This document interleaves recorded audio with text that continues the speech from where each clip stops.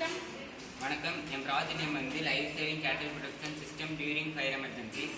இதை எதுக்காக கண்டுபிடிச்சிருக்கோம் பார்த்தீங்கன்னா, தமிழ்நாட்டில் இருக்கிற நிறைய விவசாயிகளோட வாழ்வாதாரமே அந்த ஆடு மாடு தான் நம்பியிருக்காங்க. அதுக்காக பெரிய இழப்பு கொண்டு அவங்களால தாங்க முடியாது.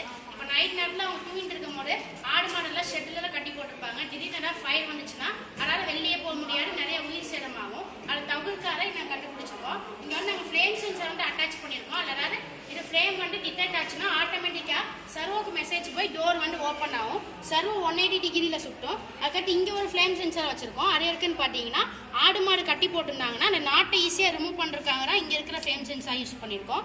இல்லை ஃபயர் டிடெக்ட் ஆச்சுன்னா ஆட்டோமேட்டிக்காக சர்வோ 180 டிகிரியில் சுட்டி நாட் ரிமூவ் ஆயிரும்.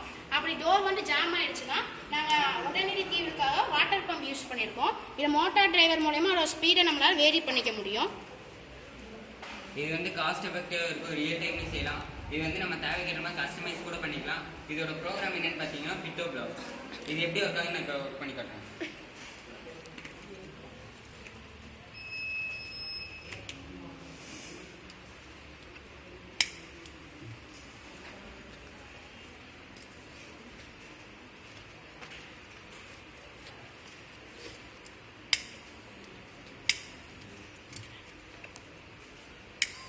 ஆட்டோமேட்டிக்காக நாட் வந்து ரிமூவ் ஆயிரும்.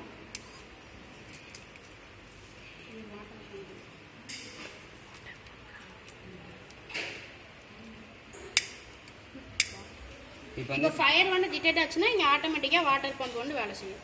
அங்கே டோரும் ஓப்பன் ஆயிடும்.